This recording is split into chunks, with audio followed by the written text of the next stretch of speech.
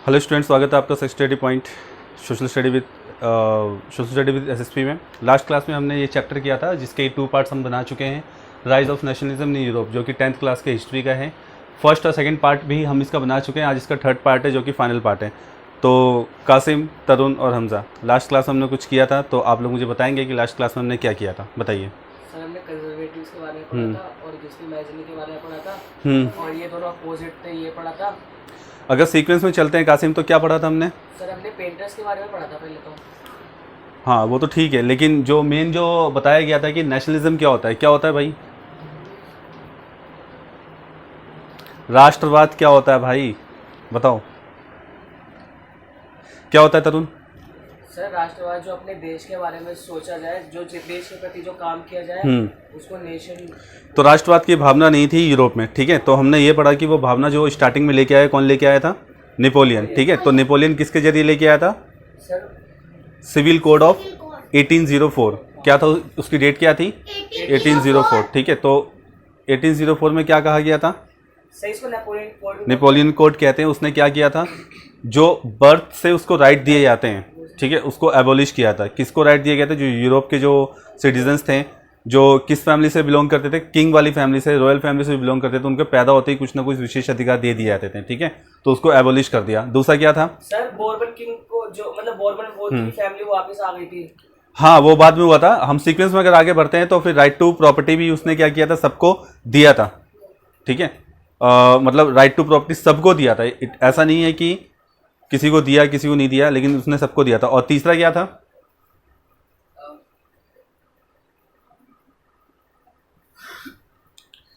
तीसरा क्या था बताओ कासिम? 3 बातें की गई थी 1804 में।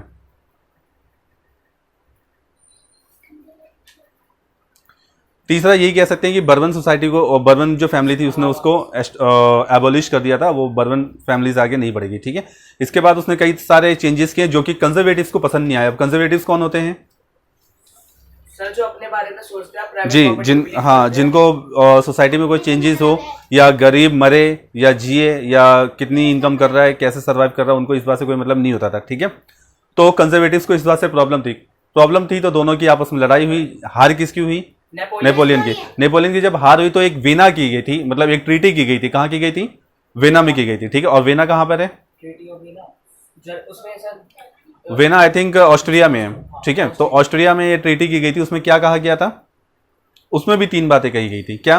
सर ये इन्हीं के अपोजिट कही थी, जो मतलब नेपोलियन जी, एक तो हाँ, वो कह सकते हैं 1804 के अगेंस्ट में कहा था कि एक तो क्या होगा कि जो बर्बन फैमिली वो वापस आ जाएगी। दूसरा जो एबोलिश की गई थी, क्या एबोलिश की गई थी बताओ?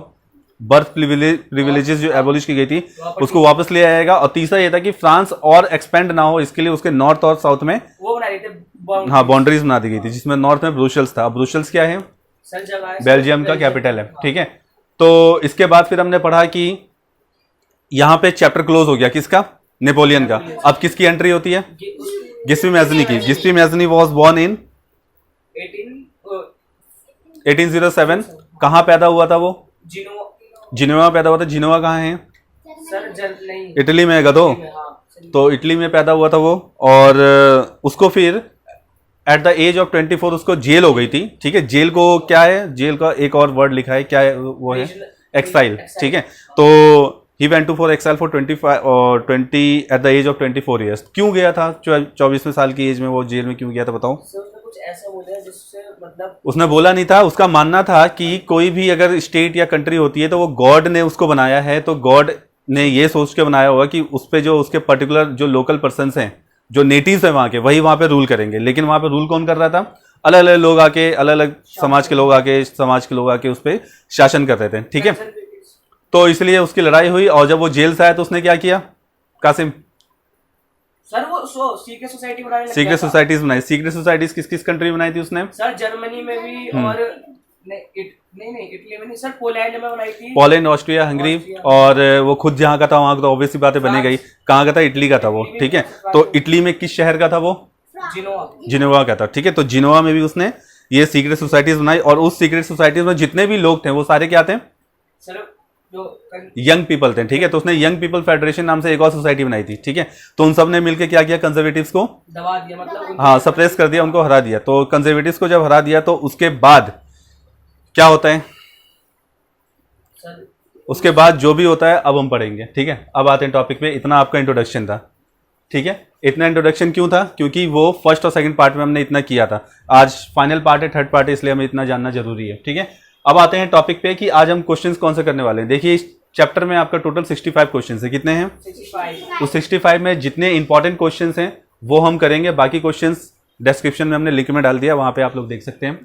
तो 40 क्वेश्चन पे आते हैं, जो जो हार्ड क्वेश्चन है वो करते हैं। तरुण खोल लो जरा अपनी बुक, नोटबुक खोल लो, और तुम भी खोल लो कि कुछ प्रॉब्लम हो तो पूछ सकते हो, ठीक है। कासिम, तो we come to on question number 40 where it is mention that what were the words of Metternich for France. भाई मैटरनिक कौन था? मैटरनिक के वर्ड्स फ्रांस के लिए क्या थे? भाई मैटरनिक वाज अ फिलोसोफर, ठीक है। फिलोसोफर भी कह सकते हैं, हिस्टोरियन भी कह सकते हैं। तो हिस्टोरियन था, उसने कहा था कि when France sneeze whole Europe catches cold, ठीक है। यानी जब फ्रांस को बताइए आती है तो पूरे यूरोप को कोल्ड आता है, जुकाम कोल्ड हो जाता है, ठीक है। यानी कि जब फ्रांस को छींक आएगी तो पूरे यूरोप को कोल्ड हो जाएगा। इसका क्या मतलब है? एक तरह से ये होता है तो फिर पूरे यूरोप में इफेक्ट पड़ेगा उसका। जी, ठीक है। तो ध्यान रखना इसका। तो ये किसने कहा था? मैटरनिक ने कहा था। और मैटरनिक कौन था? फिलोसोफर, ठीक है। कहाँ का? सर फ्रांस का। ठीक है। नेक्स्ट है लॉर्ड बायरन।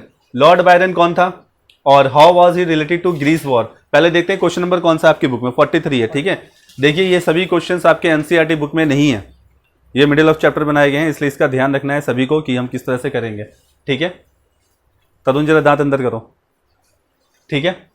तो इस बात का हमें ध्यान रखना है कि हम कैसे आगे बढ़ें और इन सभी क्वेश्चंस को हम ठीक से करें, ठीक है। और तुम भी जरा ठीक से पढ़ो, पढ़ते नहीं हो बिल्कुल भी। तो लॉर्ड बायरन ये कौन थे? तरुण बताइए। सर ये पोएट थे। Lord Byron was an English poet good who went to war for fight and died from fever in 1824। देखिए उस समय क्या होता था, क्योंकि हम किसकी बात कर रहे हैं?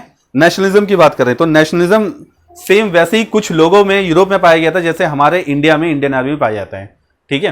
तो देशभक्त भी बोल सकते हैं। हाँ देशभक्ति ही बोल सकते हैं इसे, और क्या, नेशनलिज्म को देशभक्ति बोल सकते हैं, ठीक है। इंग्लिश में इसे पैट्रियोटिज्म भी कहते हैं, पता ही होगा, ठीक है। तो पैट्रियोटिज्म की जो भावना होती है वो नेशनलिज्म से ही आती है। तो वो एक ऐसा पोइट था जो कि चाहता था अपने देश के लिए कुछ कर गुजरना चाहता था कि भाई मुझे अपने देश को कुछ, तो सर ये लड़ाई करने क्यों गया था? हाँ यही मैं बता रहा हूँ। पोइट था तो वो कुछ ज्यादा ही अटैच था अपनी पोइट्री से, अपने देश के लोगों से, और वो ज्यादातर वो नेशनलिज्म पे ही पोइट्री लिखा करता था। तो उसने कुछ इस बारे में मतलब पैसे इकट्ठे किए और फिर वो कहाँ चला गया? आर्मी में, ठीक है। आर्मी में चला गया, उसने लड़ाइयाँ लड़ी अपने कंट्री के लिए, और उसको 1824 में फीवर आ गया, उस फीवर की वजह से उसकी डेथ हो गई, ठीक है। मैं लास्ट में एक बॉक्स बनाऊंगा, उसमें कुछ डेट्स मेंशन होंगे, आप लोगों को बताना होगा कब क्या हुआ, ठीक है। तो कौन था भाई ये बायरन, लॉर्ड बायरन? सर ये एक इंग्लिश पोएट था जो कि अपने देश के प्रति मतलब बहुत ज्यादा प्रेम भावना रखता और ये रिलेटेड किससे था? ग्रीस वॉर से। अब ये ग्रीस कहाँ है? Greece is situated in east of Italy. ये इटली के ईस्ट में है और साउथ ऑफ इस्तांबुल, ठीक है। साउथ इस्तांबुल के साउथ में है और थोड़ा सा उसके वेस्ट में भी आ जाएगा, ठीक है। तो आप लोग ये बात ध्यान रखेंगे, जब तक लोकेशन ना पता हो तब तक प्रॉब्लम हो सकती है, ठीक है। 1824 में इसकी डेथ हो गई, कैसे? सर ये फीवर से, बुखार की वजह से हो गई, ठीक है। द ट्रीटी ऑफ कॉन्स्टेंटिनोपल, ठीक है। ये कॉन्स्टेंटिनोपल एक जगह का नाम है जो कि कहां पर है? इस्तांबुल में, ठीक है। तो ट्रीटी ऑफ कॉन्स्टेंटिनोपल हुई। ये बताओ मुझे आप, ट्रीटी क्या होता है? क्या होता है तरुण? सर वो मीटिंग की होता है। हाँ कॉन्फ्रेंस कहते हैं, एक संधि होती है, एक एग्रीमेंट होता है दो कंट्रीज के बीच में या दो किंग के बीच में, कह सकते हैं। एक एग्रीमेंट होता है किस बात का, कि क्या करना है हमें, कि आज से कुछ चेंजेस होंगे वो आपको फॉलो करना पड़ेगा, उस पर साइन वगैरह किए जाते हैं, ठीक है। कुछ तो वॉर होती रहेगी, ठीक है। इस टाइप की ट्रीटी 1971 में भी हुई थी इंडिया में, किसके बीच में? इंडिया पाकिस्तान। जी, इंडिया पाकिस्तान के बीच में हुई थी। और किसके लिए हुई थी? सर वो कश्मीर, बांग्लादेश के लिए हुई थी 1971 में। क्यों? क्योंकि बांग्लादेशियों को पाकिस्तानियों ने बहुत ज्यादा परेशान कर रखा था। क्यों कर रखा था? सर वो मतलब रिलीजन के ऊपर ही था सर ये कुछ। जी, रिलीजन और लैंग्वेज के ऊपर था कि उनको फोर्सफुली कहा जा रहा था कि आपको कौन सी लैंग्वेज बोलनी है? सर उर्दू लैंग्वेज बोलनी है। और वो कौन सी लैंग्वेज बोलते थे? बंगाली लैंग्वेज बोलते थे, ठीक है। तो उन पे फोर्सफुली दबाव डाला गया। अब दबाव डालने के लिए बहुत सारी चीजें ऐसे करते हैं जो नहीं करना चाहिए, ठीक है। परेशान करना, मारना, काटना, किसी को भी उठा लेना, किसी को भी किडनैप कर लेना, किसी को भी अचानक गायब कर देना, ये सभी चीज वहां पे बहुत ज्यादा कॉमन थी। कहां पर? बांग्लादेश में, ठीक है। तो Bangladesh was the part of the India at A time. जैसा कि आप लोग जानते हैं कि एक टाइम पे इंडिया का ही पार्ट था। तो उसने हेल्प किससे मांगी? इंडिया से। इंडिया की उस समय पीएम कौन थी? जवाहरलाल नहीं थी इंदिरा गांधी, ठीक है। तो इंदिरा गांधी ने हेल्प की किसकी? उसकी बांग्लादेश की। किस तरह से हेल्प की? कि हम इनको एज अ रिफ्यूजी इनकी हेल्प करेंगे, जो भी इंडिया में आना चाहता है वो आ सकता है, ठीक है। पहली बात तो ये। दूसरी बात ये कि इंडियन जो आर्मी है वो वहां जाके हेल्प करेगी, किसके ऑर्डर से? इंदिरा गांधी के ऑर्डर से, ठीक है। तो वॉर बहुत लंबा चला था, ठीक है। लास्ट में ये होता है, ये बहुत ज्यादा लंबा वॉर चला था, कई इसमें देश शामिल हो गए थे, रशिया भी हो गया था, यूएस भी हो गया था, ठीक है।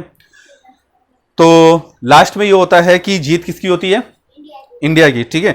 तो इनके बीच में एक जो ट्रीटी होती है वो की गई थी। वहां के जो पाकिस्तान के जो सेनापति होते हैं वो हथियार डाल देते हैं और कहते हैं कि अब आप जो बोलोगे हम करने को तैयार हैं, क्योंकि वॉर जीतना अलग है और अपनी जान अलग है, ठीक है। तो उनकी जान में बनाई थी, इसलिए सबने उनमें हथियार डाल दिया, ठीक है। तो इस टाइप की संधि होती है। उस दिन से ही हम देख सकते हैं कि एग्जिस्टेंस में आया कौन? बांग्लादेश, ठीक है। तब वो अस्तित्व में आया। चलिए, वो तो बताने के लिए किया है कि ट्रीटी क्या होती है। तो होप्स हो कि आप दोनों को ट्रीटी, तीनों को ट्रीटी समझ में आ गई होगी। हमजा, ट्रीटी क्या होती है? ट्रीटी जो साइन करवाना होता है। जी, अब ये बताइए हमजा कि ग्रीस कहाँ था? 5 क्लास और बढ़ना पड़ेगा तुम्हें अभी। हमजा, ग्रीस कहाँ था? कासिम? धामपुर? अच्छा जी, नहीं, ग्रीस इस्तांबुल में नहीं था। आप बताइए। इस्तांबुल से दूर था भाई ये, ठीक है।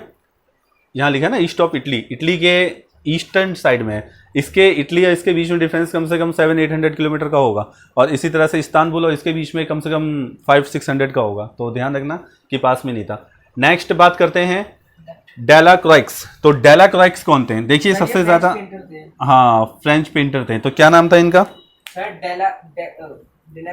जी। और डेलाक्रॉइक्स का काम क्या था? नाम तो पढ़ लिया, काम देखते हैं। रोमांटिक पेंटर थे ये। In his painting 20,000 Greek were said to have been killed by Turks. भाई टर्क्स कौन थे? जो टर्की के लोग थे, ठीक है। अब टर्की के लोग क्या करना चाहते थे? इस पर कब्जा करना चाहते थे। टर्की जो है वो भी कहां पर है? इस्तांबुल के आसपास ही है, ठीक है। और ये सारा पार्ट एक टाइम पे ऑटोमन एम्पायर का था, ठीक है।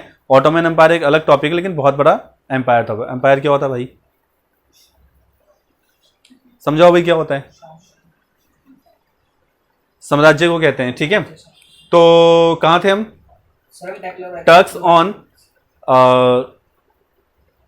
टर्की के जो रूलर रहे होंगे उन्होंने इस पे कब्जा करने की कोशिश की, और जितने भी ग्रीक्स थे, ठीक है। देखो, ग्रीस जो है वो कंट्री का नाम है और ग्रीक जो है वो सिटीजन का नाम है, ठीक है। जैसे इंडिया क्या है? कंट्री का नाम है। इंडियन क्या है? वहां के लोगों का नाम है, ठीक है। तो पेंटिंग 2000 वहां पे ये बताया गया था कि 20,000 ग्रीक जो हैं उनको मारने का ऑर्डर दिया गया था, ठीक है। किसने दिया था? टर्क्स ने दिया होगा, ठीक है। तो इन्होंने इसको पेंटिंग के माध्यम से बनाया था। किसने? डेलाक्रॉइक्स ने बनाया था।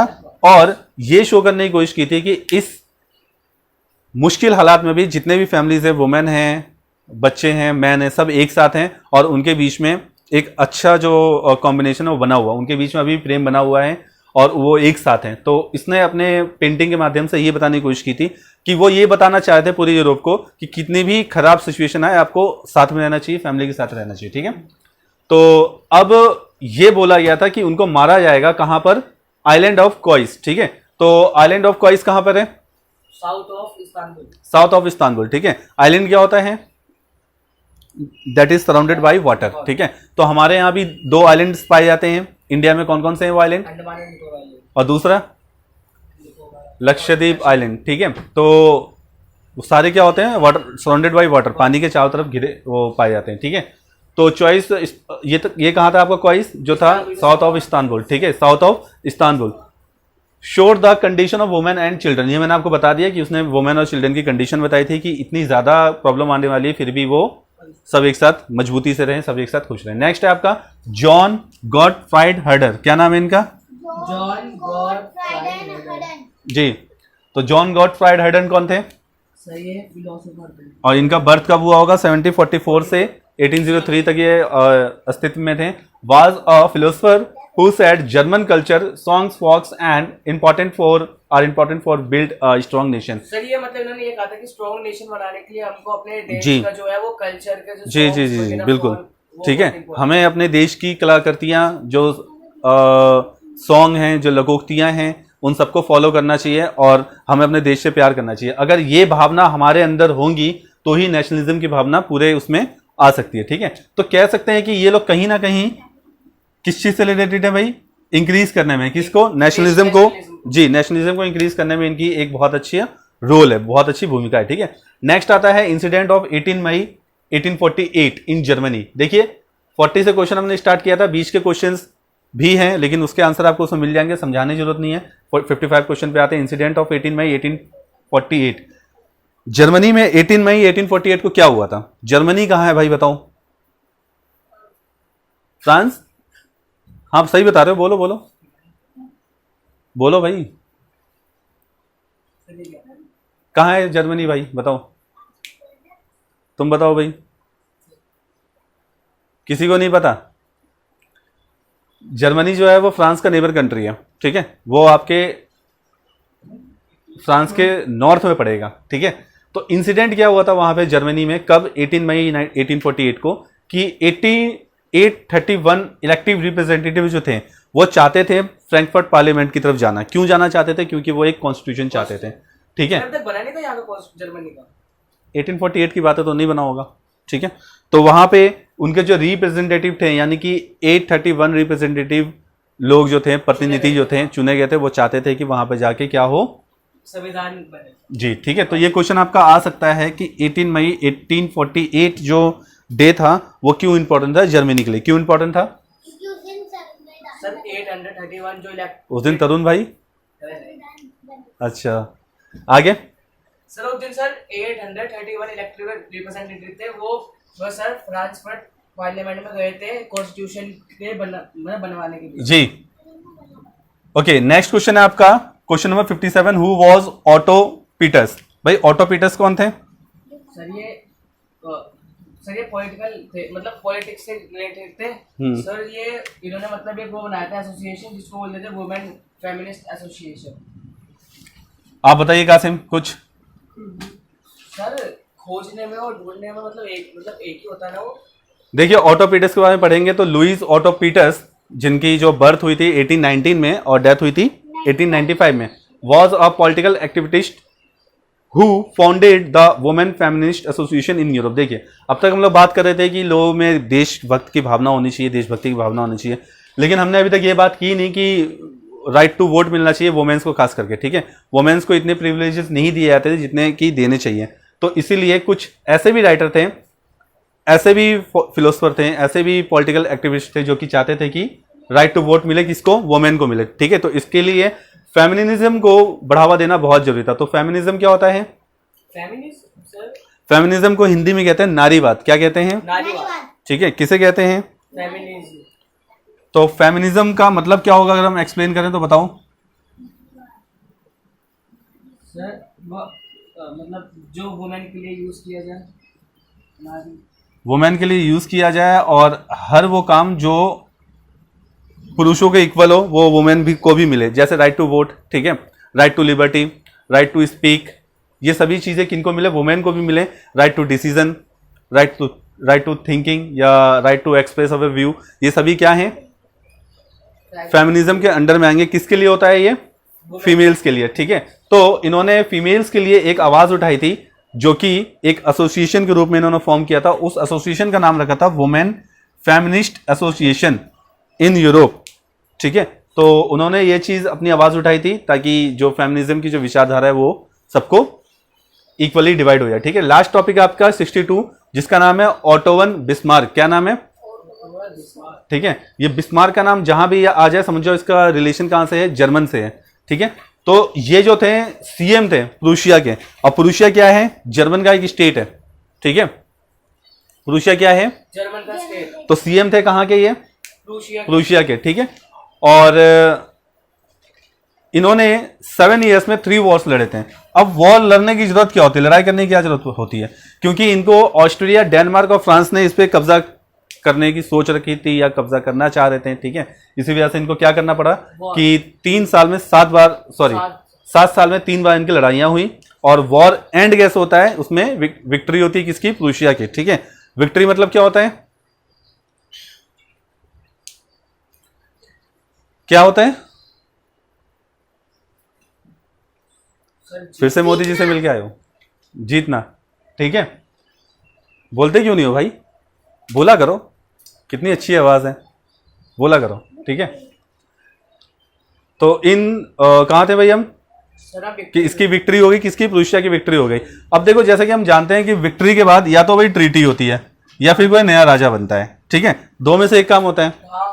ट्रीटी की वहां नीड होती है जहां पे कंट्रीज बहुत ज्यादा पावरफुल होते हैं, शक्तिशाली होते हैं, और राजा की वहां नीड होती है जहां पे छोटा मोटा कुछ काम हो तो वहां पे अपने आप ही बना दिया जाता है लोगों की मर्जी से, ठीक है।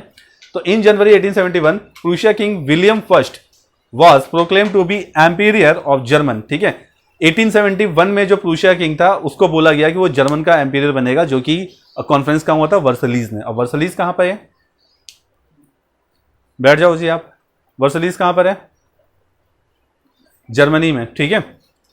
कहां पर है, जर्मनी, ठीक है। तो ऑटोमन बिस्मार्क के बारे में पता चल गया, ठीक है। तो आप लोगों के टॉपिक में यही था, और पूरे यूरोप, अगर हम बात करते हैं कि पूरे यूरोप में नेशनलिज्म कहां से फैला, तो स्टोरी कहां शुरू हुई थी, फ्रेडरिक सोरियो से, ठीक है। और खत्म कहां पे हुई है, ऑटोमन बिस्मार्क पे। स्टोरी शुरू हुई थी आपकी क्वेश्चन नंबर 1 से और खत्म हुई है 65 पे, ठीक है।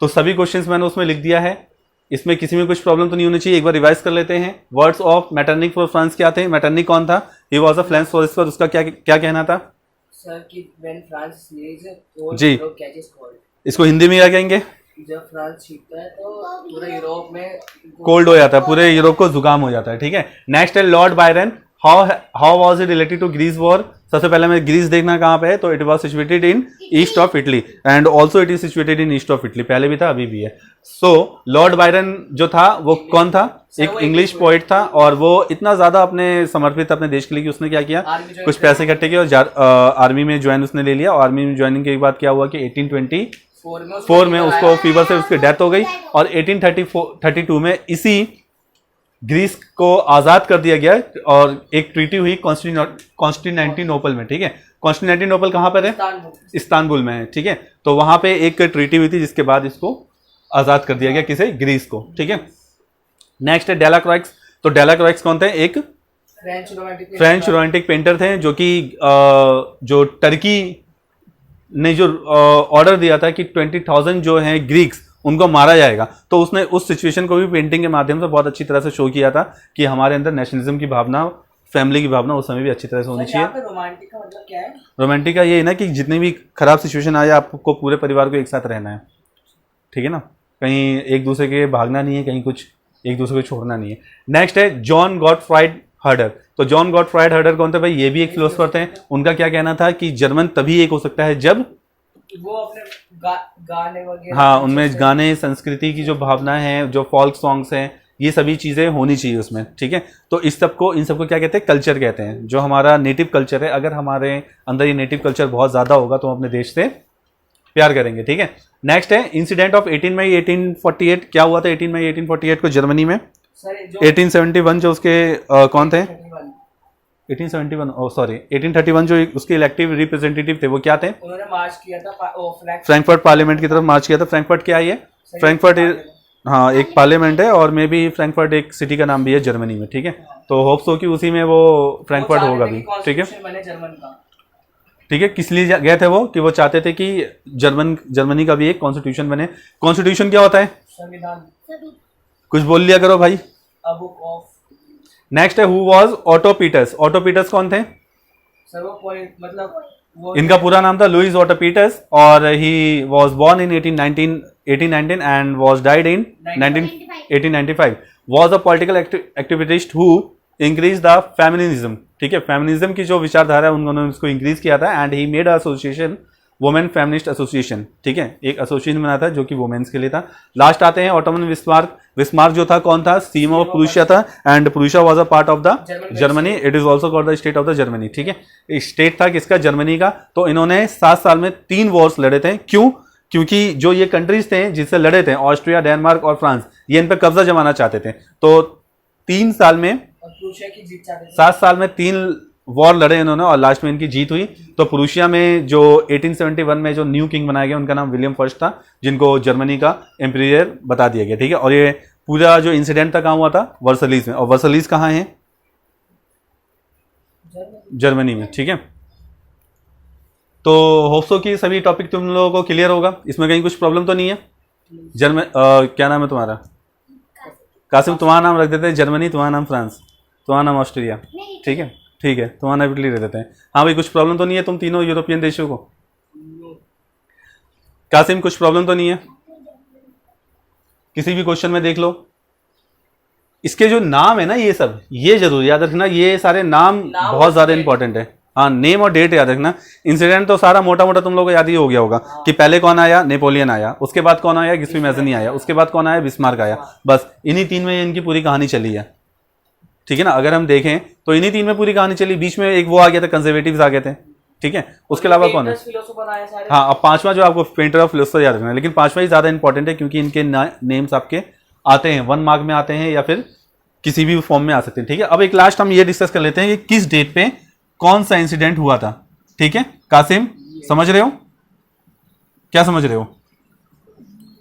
किस डेट पे कौन सा इंसिडेंट हुआ था? सबसे पहले मैं थोड़ा सा रिव्यू में जाना चाहता हूं। 1804 में क्या हुआ था ये भी बताओगे? बोलते रहो तुम लोग, मैं यहां पे लिखता जा रहा हूं। तरुण, 1804 में क्या हुआ था? सर 1804 में जी, 1824 में 1804 का यहाँ मेंशन ही नहीं किया गया है। आप लोग से मैं पूछ रहा हूँ। सर वो क्या कहते हैं उसको?